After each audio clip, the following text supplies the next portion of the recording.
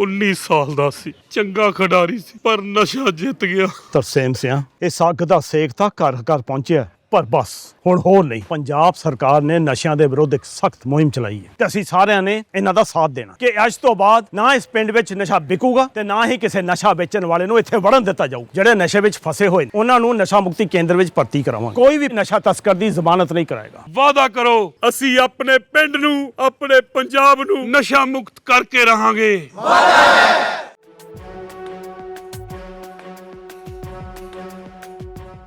नमस्कार, मैं हूं आपका दोस्त विजय विद्रोही और आप देख रहे हैं हमारा खास कार्यक्रम विजय फैक्टर। तो दोस्तों, क्या 28 जुलाई से देश की राजनीति बहुत तेज़ी से बदलने वाली है? बड़ा राजनीतिक भूचाल आने वाला है। क्या इसका एपिसेंटर, इस पॉलिटिकल भूचाल का दिल्ली होगा, ये तय है। और दिल्ली में भी 2 जगह पर इसके एपिसेंटर होंगे और दोनों एपिसेंटर में दूरी शायद 3, साढ़े 3, 4 किलोमीटर से ज़्यादा की नहीं होगी।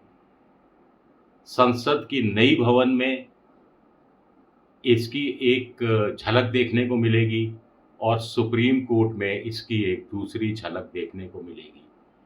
जो कुछ भी संसद लोकसभा में 28 जुलाई को होगा, जो कुछ भी सुप्रीम कोर्ट में 28 जुलाई को सुनवाई के दौरान होगा, उससे देश की राजनीति पूरी तरह से प्रभावित होगी।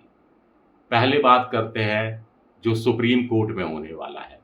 सुप्रीम कोर्ट में बिहार में जो SRI special intensive revision SIR चल रहा है, उसको लेकर एक बड़ी सुनवाई होने वाली है। मोटे तौर पर अगर सुप्रीम कोर्ट ने चुनाव आयोग के इस तर्क को मंजूर कर लिया कि आधार कार्ड, वोटर आई कार्ड और राशन कार्ड की ज़रूरत नहीं है, ये दस्तावेज़ों में आपको वोटर लिस्ट में अपने नाम शामिल कराने में, तो इसका देश भर में जहाँ जहाँ SIR होगी इस पर दूरगामी असर पड़ेगा।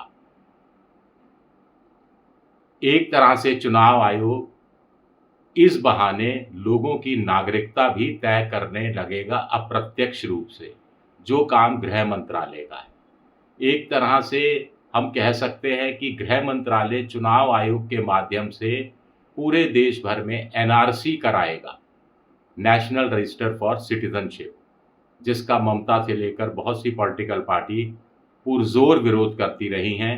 असम में NRC का उल्टा नुकसान बीजेपी को होने की सूरत आ गई थी, जो उन्होंने टाल दी थी। अगर सुप्रीम कोर्ट ने चुनाव आयोग पर रोक नहीं लगाई कि वो 1 अगस्त को अपनी ड्राफ्ट वोटर लिस्ट जारी कर सकती है, तो बिहार में बड़ा बवाल मचना शामिल है। बड़ा बवाल मचना तय है। अभी से चुनाव आयोग स्पष्ट कर चुका है कि 64 लाख करीब वोटरों के नाम मतदाता सूची से काटे जा चुके हैं। एक हिस्सा मर चुके लोगों का है, एक हिस्सा परमानेंटली माइग्रेट कर चुके लोगों का है, एक हिस्सा डुप्लीकेट वोट धारकों का है, एक हिस्सा मिसिंग अनट्रेसेबल वोटरों का है और एक हिस्सा उन वोटरों का है जिन्होंने अपना फॉर्म भर के दिया ही नहीं, जिनकी संख्या 1.25 लाख के करीब है। अब 1 अगस्त के बाद लोग वोटर लिस्ट में नाम देखेंगे। अगर उनका नाम नहीं हुआ और मान लीजिए कोई जिंदा निकला, मान लीजिए कोई माइग्रेटरी निकला, माइग्रेशन कर चुका हो, लेकिन उसने दूसरी जगह वोट रजिस्टर नहीं कराया हो, जो अनट्रेसेबल है उनमें से लोग सामने आ गए, क्योंकि चुनाव आयोग ऐसे लोगों की अलग से सूची जारी करने वाला है। तो इसको लेकर अगर बड़ी संख्या में नाम सामने आते हैं तो विपक्षी पार्टियों को एक बड़ा हथियार मिल जाएगा चुनाव आयोग के माध्यम से मोदी सरकार पर हमला करने का। अभी भी बिहार में जो रिपोर्टर जा रहे हैं उनसे लोग कहते हैं कि साहब मोदी सरकार ये काम करा रही है, सरकार ये काम करा रही है।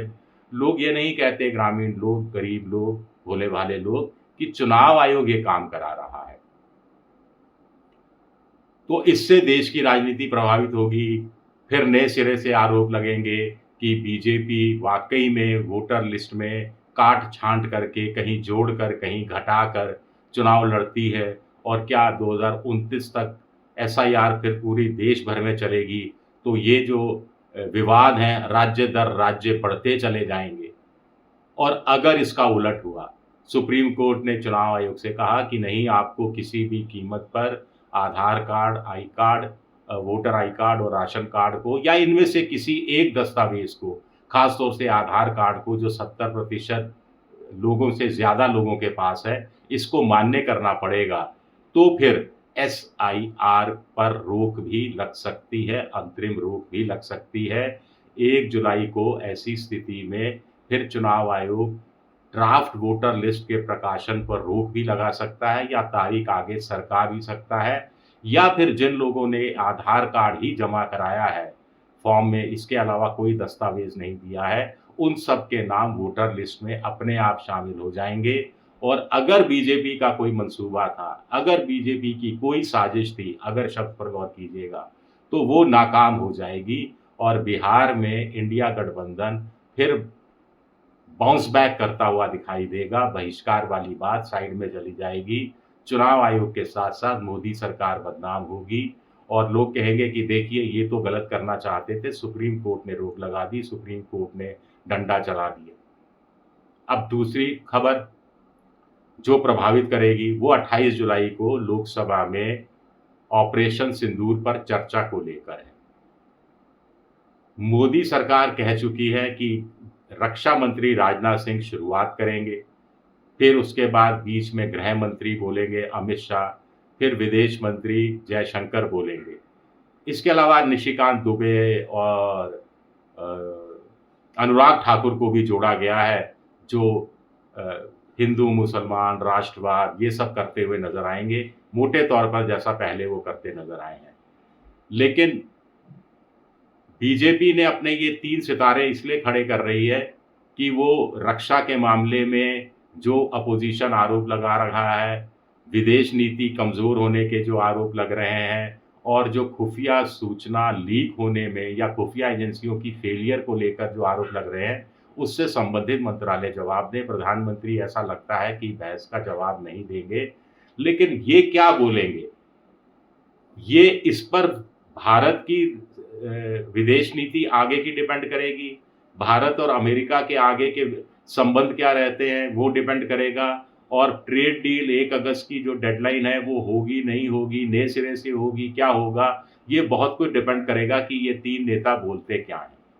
ट्रंप के लिए क्या कहते हैं विदेश मंत्री या रक्षा मंत्री या गृह मंत्री। कायदे से तो ये बात प्रधानमंत्री को कहनी चाहिए कि ट्रंप 25 बार कह चुके कि उन्होंने लड़ाई रुकवाई, सीज फायर रुकवाया और ट्रेड बंद करने, व्यापार रोकने की धमकी देकर करवाया। तो इसका क्या जवाब देते हैं तीनों मंत्री? क्या वो ट्रंप का बात का खंडन करते हैं? खंडन करते हैं तो किन शब्दों में खंडन करते हैं? क्या वो ट्रंप की बात का आंशिक रूप से समर्थन करते हैं? अगर या ऐसा करते हैं तो किन शब्दों का इस्तेमाल करते हैं? क्योंकि प्रधानमंत्री तो 35 मिनट की टेलीफोन पर जो बातचीत हुई कथित रूप से ट्रंप के साथ, उसमें कह ही चुके हैं कि मध्यस्थता भारत ने स्वीकार नहीं की है, ना ही आगे करेगा।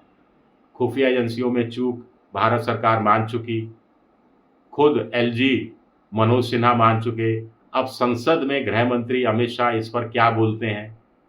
राफेल कितने गिरे, कितने नहीं गिरे, CDS चौहान हो, चाहे नौसेना के अधिकारी हों, चाहे थल सेना के उप सेना प्रमुख हों, ये तीनों एक से ज़्यादा विमान गिरने की बात मान चुके हैं। प्लस ये भी मान चुके हैं कि राजनीतिक प्रतिबद्धता की कमी थी। जो सत्तारूढ़ पार्टी के लोग थे, सत्ता ने हाथ बांध दिए थे कि पाकिस्तान के एयर डिफेंस सिस्टम को खत्म नहीं करना है और उनके सैन्य ठिकानों पर हमला नहीं करना है। तो इस पर राजनाथ सिंह क्या कहते हैं? क्या राजनाथ सिंह के अंदर भी अंतरात्मा जागेगी, जैसे राज्यसभा में उपराष्ट्रपति जगदीप धनखड़ की अंतरात्मा जाग गई थी और उन्होंने खड़गे जी को बोलने दिया और फिर वो जस्टिस वर्मा वाला मामला हुआ। तो ये सारी चीज़ें हैं, ये बहुत बहुत प्रभाव डालने वाली हैं आने वाले समय में। हिंदुस्तान की राजनीति, मोदी की चुनावी राजनीति इसको प्रभावित करने वाली है, और भारत की विदेश नीति, ट्रंप के साथ संबंध, इनको भी प्रभावित करने वाली है। तो बड़ा गौर से देखिए ना पड़ेगा 28 जुलाई को सुप्रीम कोर्ट में क्या होता है और संसद के लोकसभा में क्या होता है। शुक्रिया मेरा ये वीडियो देखने के लिए, बहुत बहुत शुक्रिया।